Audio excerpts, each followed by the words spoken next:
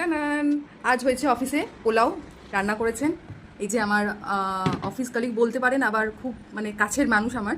আর অফিসে কেন রান্না হয়েছে, আজকে অফিসে রান্না হয়েছে তার কারণ আমাদের অফিসে মাঝে মধ্যেই রান্না হয়। আমাদের অফিসটা এরকম একটা সেকেন্ড হোম বলি, সেই জন্য আমাদের মাঝে মধ্যে আজ শনিবার কাজ হালকা ছিল, তাই আজকে